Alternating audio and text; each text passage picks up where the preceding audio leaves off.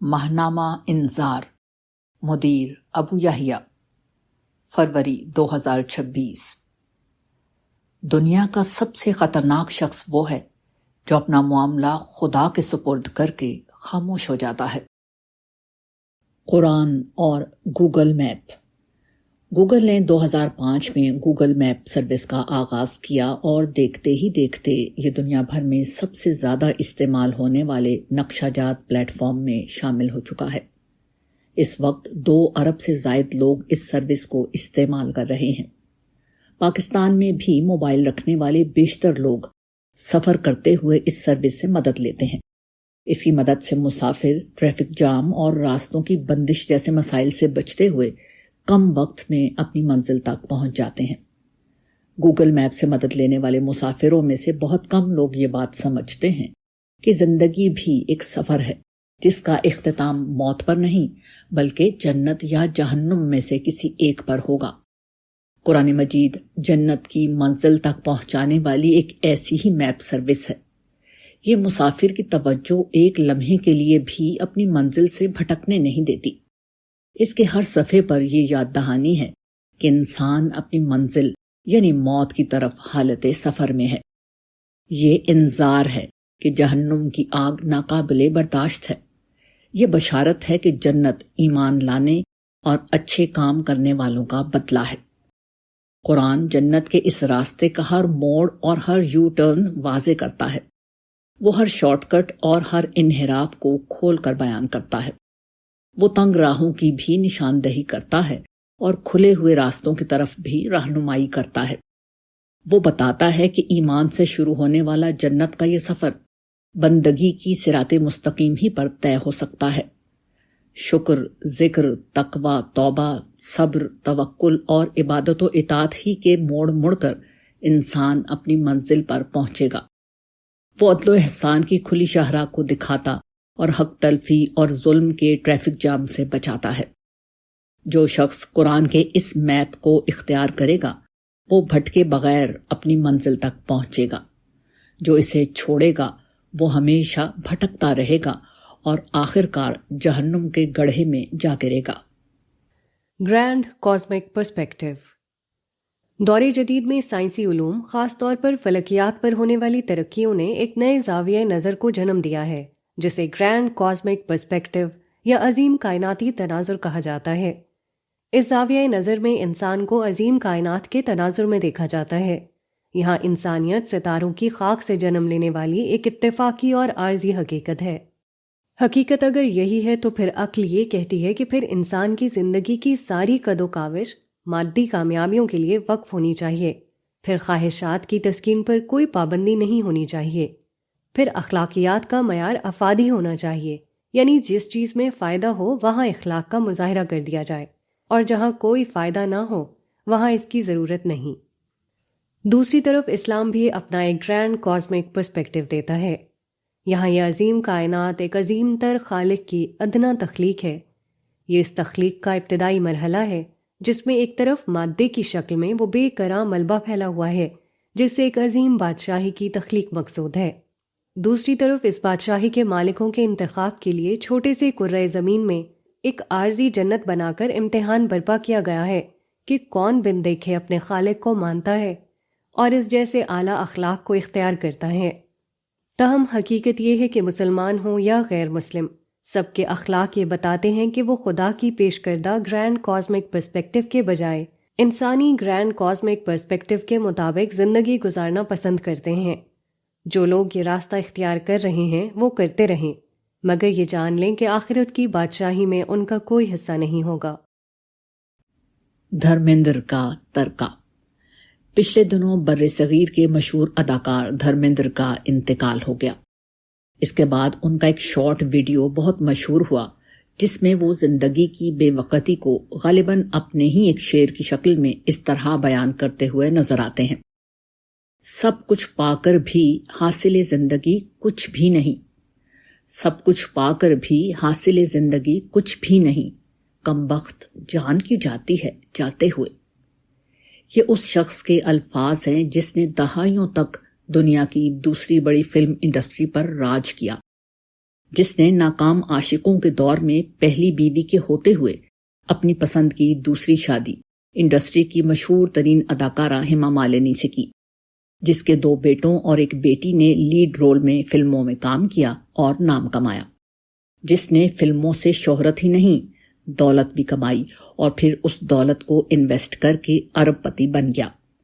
ان کے ترکے میں رہائشی گھر، زرعی زمینیں، ریئل اسٹیٹ سرمایہ کاری کے علاوہ ہوٹل اور ریسٹورانٹ کا کاروبار، پروڈکشن ہاؤس، قیمتی کاریں اور دیگر قیمتی اثاثے شامل ہیں، جن میں سے ایک 100 ایکڑ پر مشتمل فارم ہاؤس بھی ہے۔ ان سب چیزوں کے ساتھ اللہ تعالیٰ نے دھرمیندر کو غیر معمولی مردانہ حسن دیا تھا، مگر آخر کار وہ دیگر تمام چیزوں کے ساتھ یہ جسم و جان بھی چھوڑ کر دنیا سے رخصت ہو گئے۔ ان کے اپنے الفاظ میں سب کچھ پا کر بھی ان کا حاصل زندگی کچھ نہیں رہا۔ جو اصل زر نقد جاں کی شکل میں تھا وہ بھی جاتا رہا۔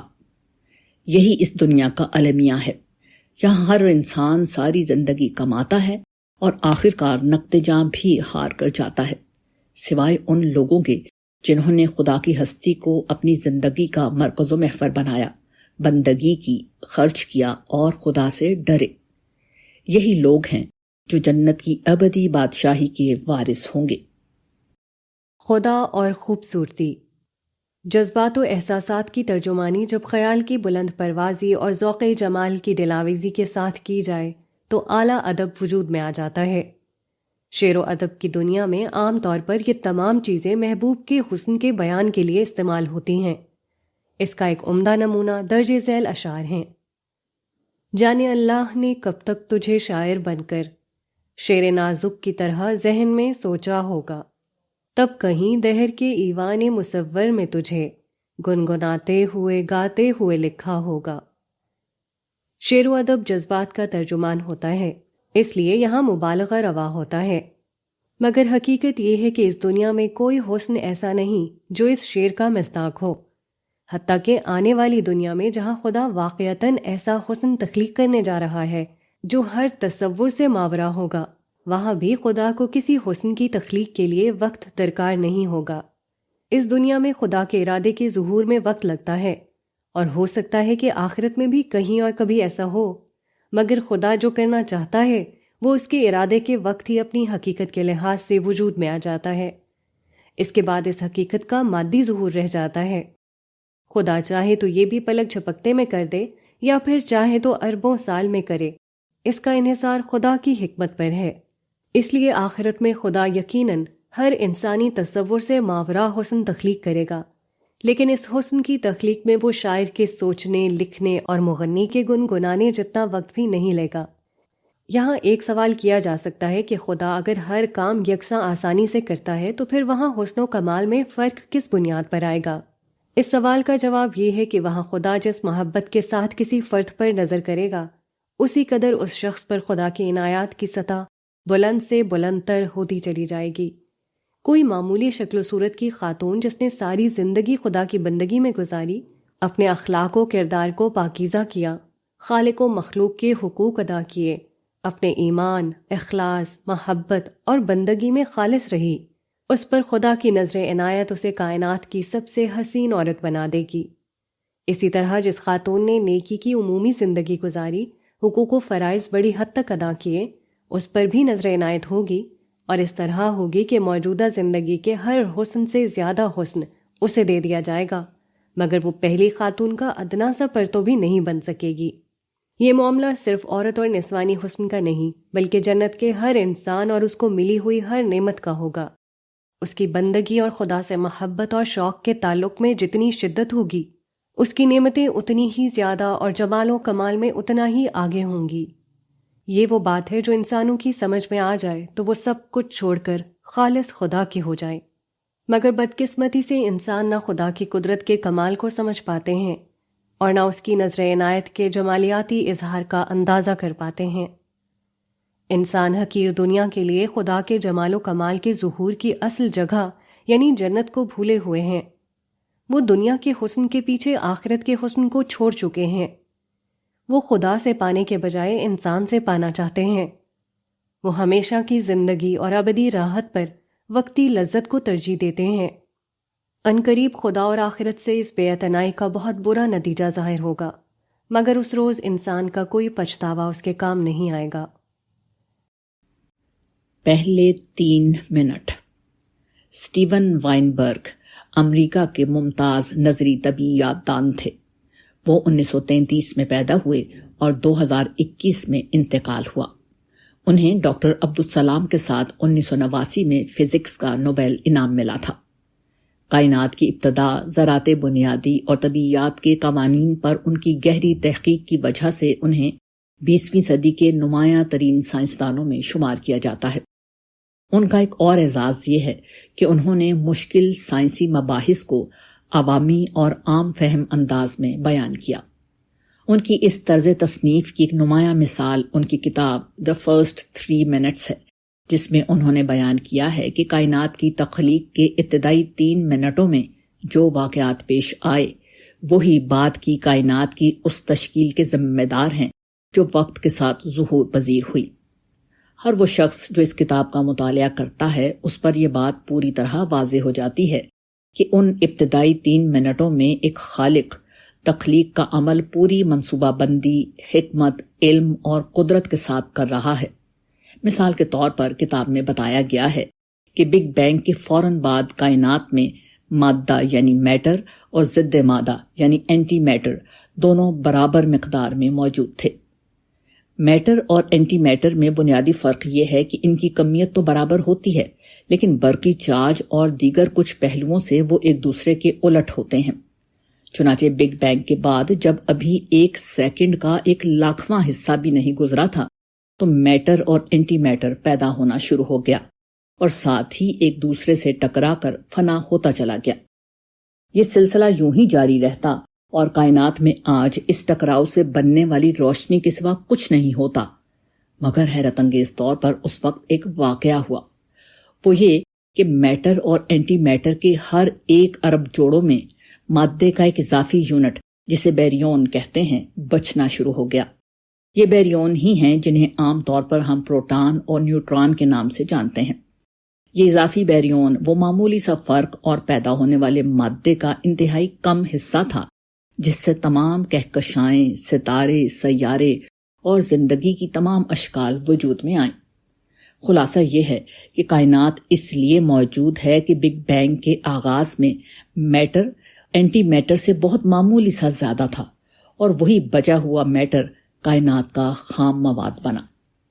اس تفصیل سے یہ بات واضح ہو جاتی ہے کہ کائنات ایک صاحب قدرت اور صاحب علم ہستی کی تخلیق ہے، مگر بدقسمتی سے جو لوگ نہیں ماننا چاہتے وہ اتنے واضح حقائق دیکھ کر بھی ایمان لانے کو تیار نہیں ہوتے۔ وہ اطمینان کے ساتھ یہ کہہ دیتے ہیں کہ ہماری کائنات کوئی تنہا کائنات نہیں بلکہ لامحدود طور پر کائناتیں بن رہی اور ختم ہو رہی ہیں، اور ہم خوش قسمتی سے ایک ایسی کائنات میں ہیں جہاں ہر چیز مادے سے لے کر حیات اور حیات سے لے کر انسانی شعور میں آنے کے لیے موزوں ہیں۔ قطع نظر اس کے کہ اس نقطۂ نظر میں اتفاقات اور خوش قسمتی کی زنجیر کتنی طویل ہے، اہم بات یہ ہے کہ یہ نقطۂ نظر کوئی سائنسی بنیاد نہیں رکھتا بلکہ ظن و گمان کی وہی پیروی ہے جو بت پرست اپنے بتوں کو خدا بنا کر کرتے تھے۔ حقیقت یہ ہے کہ مادہ اور ضد مادہ کی طرح دنیا میں خدا پرست اور منکر خدا لوگ دونوں موجود ہیں۔ خدا اپنی نشانیاں دکھا کر لوگوں کو بندگی کی دعوت دے رہا ہے۔ جو سچے خدا پرست ہیں وہ یہ نشانیاں دیکھ کر جھک جاتے ہیں، اور جو منکر ہیں وہ ضد پر اڑ جاتے ہیں۔ ایسے لوگوں کا انجام جہنم کی آگ کے سوا کچھ نہیں۔ اکبری اور اصغری۔ ڈپٹی نذیر احمد کا شمار اردو نثر کے عناصر اربع میں ہوتا ہے۔ عناصر اربع سے مراد وہ 4 افراد ہیں جنہوں نے جدید اردو نثر کی بنیاد رکھی۔ ان میں سے ڈپٹی نذیر احمد کا امتیاز یہ ہے کہ انہوں نے اردو نثر کو داستانوی تخیل سے نکال کر حقیقت پسند اور اصلاحی ادب کی راہ دکھائی۔ وہ اردو کے اولین ناول نگار بھی ہیں، مگر ان کا اصل کردار محض ناول نگار کا نہیں بلکہ مصلح قوم، تعلیمی مفکر اور سماجی نقاد کا ہے۔ ڈپٹی نذیر احمد کے ناول میرات العروس کو اردو کا پہلا باقاعدہ ناول تسلیم کیا جاتا ہے۔ یہ ناول 1869 میں لکھا گیا جس میں ایک متوسط مسلمان گھرانے کی 2 بہنوں اکبری اور عسکری کی ازدواجی زندگی کے تقابلی مطالعے سے لڑکیوں کی کردار سازی کرنے کی کوشش کی گئی۔ کردار کا نہ ہونا اس زمانے کے مسلمانوں کا ایک بڑا مسئلہ تھا، جس کی طرف اسی دور میں الطاف حسین حالی نے بھی اپنی مسدس حالی اور سر سید نے اپنی تصنیف مقالات سر سید میں بڑی شدت سے توجہ دلائی تھی۔ اس ناول کا بنیادی مقصد عورتوں کی تعلیم، گھریلو نظم و ضبط اور اخلاقی تربیت کو فروغ دینا تھا۔ اس زمانے میں جب مسلمان معاشرہ تعلیمی اور تہذیبی زوال کا شکار تھا، یہ ناول اصلاحی تحریک کی حیثیت رکھتا تھا۔ اس ناول میں 2 بہنوں اکبری اور عسکری کا کردار دکھایا گیا ہے۔ اکبری ایک نادان، ضدی، فضول خرچ، غیر ذمہ دار، تعلیم اور سلیقے سے محروم لڑکی ہے جو اپنی ان خصوصیات کی بنا پر ازدواجی زندگی میں ناکام رہتی ہے۔ اس کے برعکس عسکری ایک تعلیم یافتہ، سمجھدار، بردبار اور باعمل لڑکی ہے جو گھریلو معاملات کو عقل، تدبیر اور اخلاق سے سنبھالتی ہے۔ وہ اپنی بہن کے برعکس، جس نے اپنی گھریلو زندگی کو تباہ کر دیا تھا، اپنی گھریلو زندگی کو بہترین سطح پر لے جاتی ہے۔ اس ناول کی تصنیف پر اب کم و بیش 150 برس کا عرصہ گزر گیا ہے۔ ڈپٹی نذیر احمد کے اس ناول اور اس زمانے کے دیگر مصلحین کی تحریروں نے معاشرتی اصلاح کے جو بیج بوئے تھے، وہ بعد میں تناور درخت بنے اور پھر رفتہ رفتہ مرجھا گئے۔ ہمارا معاشرہ کم و بیش اسی اخلاقی زوال کے دور میں لوٹ آیا ہے جہاں ہم 150 برس پہلے تھے۔ آج معاشرے کا اخلاقی زوال اسی طرح ہماگیر ہے جس طرح اس زمانے میں تھا۔ اس دور کی طرح آج کے دور کی سب سے بڑی حقیقت بھی یہی ہے کہ اگر خاتون خانہ اور ماں درست جگہ پر آ جائے تو گھر سنور جاتے ہیں، اور وہ درست جگہ پر نہ ہو تو بنے بنائے گھر بگڑ جاتے ہیں۔ مگر بدقسمتی سے اب لڑکیوں کو تلقین کی جائے تو فوراً جواب ملتا ہے کہ مردوں کو بھی ٹھیک ہونا چاہیے۔ اس میں تو کوئی شک نہیں کہ مردوں کو ٹھیک ہونا چاہیے اور ان کی خرابی کو کسی توجیہ اور تعویل سے درست قرار نہیں دیا جا سکتا، مگر اس سے یہ حقیقت نہیں بدلتی کہ گھر کی تعمیر میں خواتین کی بنیادی حیثیت ہے۔ خدا ان کی گود میں اپنی بہترین مخلوق یعنی بچہ ڈال دیتا ہے، اس کے بعد ان پر ہے کہ وہ اس بچے کو انسان، جانور یا شیطان میں سے جو چاہیں بنا دیں۔ خواتین کا یہ کردار انہیں مردوں سے بہت مختلف بنا دیتا ہے۔ ایک عورت بطور ماں گھر کی اہم ترین ہستی ہوتی ہے، وہ چاہے ملازمت کرے یا بزنس، بچہ بہرحال اسی کی تربیت کا اثر سب سے زیادہ قبول کرتا ہے، اس لیے اس کی درستی اور خرابی بچے کے مزاج پر براہ راست اثر انداز ہوتی ہے۔ پھر یہی بچے آگے چل کر معاشرہ بناتے ہیں۔ اس لیے اگر معاشرے کو بہتر بنانا ہے تو ضروری ہے کہ ہم دور جدید کی ماڈرن عسکری کو اپنی بچیوں کا رول ماڈل بنائیں، جو تعلیم یافتہ ہو مگر ساتھ میں اخلاق، کردار، صبر اور سلیقے کا پیکر بھی ہو۔ وہ جدید ذوق کی حامل ہو مگر خدا اور مذہب سے بے نیاز نہ ہو۔ اس کردار کے بغیر معاشرتی بہتری ممکن نہیں۔ سوال و جواب، ہوائیں اور سزا و جزا۔ سوال: السلام علیکم، سورۃ المرسلات کی آیت نمبر 6 کا مفہوم سمجھا دیں۔ اس سورت میں اور اس کے ساتھ اور بھی کئی سورتوں میں ہواؤں کا بہت ذکر ہوا ہے، اس کا سبب کیا ہے یہ بھی بتا دیں۔ سارا: جواب: وعلیکم السلام۔ زمانہ قدیم میں انسانی زندگی کا انحصار اس پیداوار پر تھا جو پانی سے پیدا ہوتی تھی۔ کرۂ ارض پر اس پانی کا واحد ذریعہ وہ بادل تھے جو ہوا کے دوش پر سینکڑوں ہزاروں میل کا سفر طے کر کے سمندر سے خشکی پر پہنچتے اور بنجر زمین کو شاداب کرتے تھے۔ یہ ہوائیں کسی علاقے پر بادل برسا کر اسے سیراب کرتیں اور کسی علاقے کو محروم کر کے بادل کو ہانک کر آگے لے جاتیں۔ کبھی کبھی یہ ہوائیں ایسی تند و تیز آندھی میں بدلتیں کہ کھیتیوں کو ویران اور بستیوں کو تاراج کر کے تباہ کر دیتی تھیں۔ گویا ہوائیں، آندھی، بادل اور بارش سب کے پیچھے کام کرنے والا اصل عامل ہیں، اور اسی وجہ سے ہواؤں کو ان تمام پہلوؤں سے بیان کیا گیا ہے۔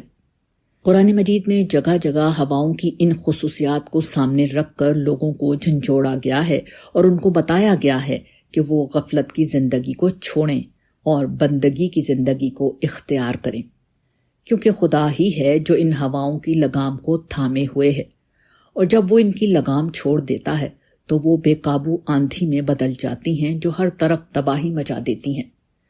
کبھی یہ ہوائیں ان بارشوں کو لاتی ہیں جو سیلاب اور تباہی کا سبب بن جاتی ہیں، کبھی پتھراؤ کرنے والے طوفانی جھکڑوں میں بدل جاتی ہیں اور کبھی ہولناک کڑک، گرج اور بجلی کو جنم دیتی ہیں۔ یہ سب خدائی عذاب کی وہ اقسام ہیں جو سرکش اقوام کی تباہی کا سبب بنتی رہی ہیں۔ اسی طرح ہوائیں کبھی بارش برسانے والے بادل لاتی ہیں اور زمین کو سیراب کرتی ہیں، اور کسی خطے کو ترستا چھوڑ کر گھٹاؤں کو بن برسائے بے نیازی سے پرے لے جاتی ہیں۔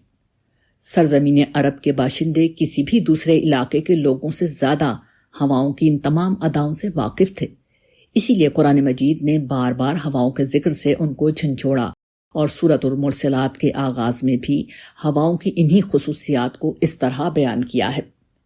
یہ ہوائیں جن کی باغ چھوڑ دی جاتی ہے، پھر وہ اندھا دھند غبار اڑاتی ہیں، اور یہ ہوائیں جو بادلوں کو اٹھا کر پھیلاتی ہیں، پھر بانٹ کر الگ الگ معاملہ کرتی ہیں، پھر دلوں میں یاد دہانی ڈالتی ہیں۔ یہ سورۃ المرسلات کی ابتدائی 5 آیات ہیں۔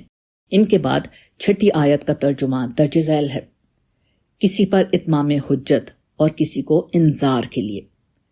آپ کا سوال اسی آیت سے متعلق ہے جس میں یہ بتایا جا رہا ہے کہ ہواؤں کے تصرفات کے یہ مظاہر جو دن رات آنکھوں کے سامنے آتے ہیں، لوگوں پر 2 باتیں بالکل واضح کر دیتے ہیں۔ ایک یہ کہ جو غافل ہوتے ہیں وہ اسے اسباب اور اتفاق کی کارفرمائی سمجھ کر غفلت میں پڑے رہتے ہیں، جو ان پر خدا کی طرف سے اتمام حجت ہو جاتا ہے کہ وہ تمام تر کھلی نشانیاں دیکھنے کے باوجود ٹس سے مس نہیں ہوتے۔ وہ خدا کی قدرت، ربوبیت، رحمت اور پکڑ کے اس پورے نظام کو دیکھنے کے باوجود کوئی نصیحت حاصل نہیں کرتے۔ ان کا خیال ہوتا ہے کہ خدا ایسے لوگوں کو کبھی نہیں پکڑے گا۔ یوں نصیحت حاصل کرنے کے اس پورے نظام کو بھول کر جینے والوں پر خدا کی طرف سے اتمام حجت ہو جاتا ہے۔ اس کے برعکس جو لوگ نصیحت حاصل کرنا چاہیں، ان کے لیے یہ ایک بہترین موقع ہوتا ہے کہ وہ اس پورے نظام سے متنبہ ہو جائیں کہ یہ خدا کی ہستی ہے جو انہیں غذا اور پانی کی فراہمی کا یہ غیر معمولی انتظام کیے ہوئے ہے۔ وہی ہے جو دیتا ہے اور وہی ہے جو پکڑتا ہے، اس لیے شکر بھی اس کا ہونا چاہیے اور بندگی بھی، خوف بھی اس کا ہونا چاہیے اور مدد بھی اسی سے طلب کرنی چاہیے۔ اس طرح ہواؤں کا یہ پورا نظام ایک طرف انسانی زندگی کی بقا کا ضامن ہے، اور دوسری طرف انسانوں کی یہ رہنمائی بھی کرتا ہے کہ یہ کائنات ایک عظیم خدا کی قدرت کا نمونہ ہے، جس کی رحمت کا طلبگار بننا اور اس کے غضب سے بچنا زندگی کا سب سے بڑا ہدف ہونا چاہیے۔ والسلام ابو یحییٰ۔ جماعت سے مراد۔ سوال: رسول اللہ صلی اللہ علیہ وسلم نے فرمایا، جس نے جماعت سے بالشت برابر علیحدگی اختیار کی تو اس نے اپنی گردن سے اسلام کی رسی اتار دی۔ مشکات المصابیح 185۔ سر اس حدیث کی سمجھ نہیں آئی، کیا آپ رہنمائی کر دیں گے؟ معاذ فاروق۔ جواب: حضور نے جب عربوں میں اپنی دعوت کا آغاز کیا تو وہاں کا سماج ایک قبائلی سماج تھا۔ وہاں کسی ریاست یا نظم اجتماعی کا کوئی وجود نہ تھا۔ ہر قبیلہ اپنے طور پر آزاد اور خود مختار تھا۔ قریش کو جو کچھ سیادت و قیادت حاصل تھی اس کی حیثیت مذہبی تھی کہ وہ تمام عرب کے مذہبی مرکز یعنی خانہ کعبہ کے متولی تھے، اس کا انتظام و انصرام کرتے تھے۔ اسی بنیاد پر عربوں میں ان کا احترام تھا۔ دیگر قبائل کے برعکس ان کے تجارتی قافلوں کو تحفظ حاصل رہتا تھا، اور اس منتشر معاشرے میں جتنی کچھ لیڈرشپ ہو سکتی تھی وہ ان کے پاس تھی۔ بیت اللہ کی وجہ سے ملے اس مقام کی طرف سورہ قریش میں اس طرح اشارہ کیا گیا ہے: قریش مانوس کیے گئے، وہ سردی اور گرمی کے سفروں سے مانوس کیے گئے، سو اور کچھ نہیں تو تنہا اسی کے باعث انہیں چاہیے کہ اس گھر کے مالک کی عبادت کریں جس نے ان بنجر پہاڑوں کی بھوک میں انہیں کھلایا اور ان کے خوف میں انہیں امن عطا فرمایا۔ یہ وہ پس منظر تھا جس میں حضور نے اپنی دعوت کا آغاز کیا۔ لوگ رفتہ رفتہ آپ پر ایمان لائے، اور ایک وقت آیا کہ یثرب کے 2 قبیلے یعنی اوس و خزرج آپ پر مجموعی طور پر ایمان لے آئے۔ پیغمبر ماننے کے بعد اہل یثرب کے لیے ناگزیر تھا کہ وہ آپ کو اپنا حکمران بھی تسلیم کر لیں، کیونکہ ایمان کا مطلب ہی اللہ کے ساتھ اس کے رسول کے سامنے سر تسلیم خم کر دینا تھا۔ چنانچہ اس کے بعد آپ کو یثرب کی طرف اس طرح ہجرت کا حکم ملا کہ آپ ایک حکمران کی حیثیت میں وہاں داخل ہوئے۔ اس کو سورہ بنی اسرائیل آیت 80 میں ایسے بیان کیا گیا ہے: اور دعا کرتے رہو کہ پروردگار مجھ کو جہاں داخل کرنا ہے اس طرح داخل کر کے وہ عزت کا داخل کرنا ہو، اور جہاں سے نکالنا ہے اس طرح نکال کے وہ عزت کا نکالنا ہو، اور خاص اپنے پاس سے قوت و اقتدار کو میرا مددگار بنا دے۔ مدینہ میں ملنے والی اس قوت و اقتدار یا سلطانی میں بتدریج اضافہ ہوتا چلا گیا، اور آپ جب دنیا سے رخصت ہونے لگے تو صورتحال یہ تھی کہ پورا عرب ریاست مدینہ کے تابع ہو کر ایک نظم یا ایک ملک بن چکا تھا۔ یہ طے تھا کہ حضور کے بعد بھی یہ نظم اجتماعی یا ریاستی نظام ایسے ہی چلنا ہے، کیونکہ عرب اب قبائلی دور سے نکل کر ریاستی دور میں داخل ہو چکا تھا۔ مگر دو چیزیں اپنی جگہ حقیقت تھیں۔ ایک یہ کہ اگلا حکمران ختم نبوت کی وجہ سے نبی نہیں ہو سکتا تھا، دوسرا یہ کہ عربوں کے خمیر میں قبائلی آزادی تھی اور ایک ریاست کے نظم کے تحت رہنا ان کے مزاج کے خلاف تھا۔ پہلی چیز انہیں حکمران کی پیروی سے مذہبی طور پر آزاد کرنے کا باعث بنتی، اور دوسری چیز اپنے قبائلی مزاج کی طرف لوٹنے پر آمادہ کرتی۔ یہی وہ پس منظر ہے جس میں حضور نے بار بار مختلف اسالیب میں لوگوں کو اس بات پر متنبہ کیا کہ حضور کے بعد بھی حضور کے قائم کردہ سیاسی نظم کی پیروی کرنا، اس میں شامل رہنا اور اس کے حکمران کو اپنا حکمران سمجھنا ایک مذہبی تقاضا ہے۔ آپ نے جس روایت کا حوالہ دیا اس میں اور اس جیسی تمام روایات میں حضور کی مراد مسلمانوں کا نظم اجتماعی یا ریاست ہی تھا۔ مسلمانوں نے خلافت راشدہ کی ابتدا میں انتہائی نازک مراحل میں بھی اس حکم کی پوری طرح پابندی کی۔ اس کا سب سے بڑا مظاہرہ حضرت ابوبکر کی خلافت کے وقت انصار نے کیا، جب انہوں نے سقیفہ بنی ساعدہ میں اپنے سردار حضرت سعد بن عبادہ کے بجائے حضرت ابوبکر کی بیعت کی۔ اس کے بعد جب تک مسلمان اس حکم کی پابندی کرتے رہے، وہ اس کی برکتیں سمیٹتے رہے۔ جب انہوں نے اس حکم کی خلاف ورزی کی تو اس کا نقصان اٹھایا۔ چنانچہ یہ بات بالکل واضح ہے کہ اس سے مراد کوئی خاص مذہبی جماعت نہیں ہے، بلکہ مسلمانوں کا نظم اجتماعی یا ریاست ہے۔ جب وہ کہیں قائم ہو جائے تو پھر اس کی پابندی کرنا دینی تقاضا بن جاتا ہے۔ والسلام ابو یحییٰ۔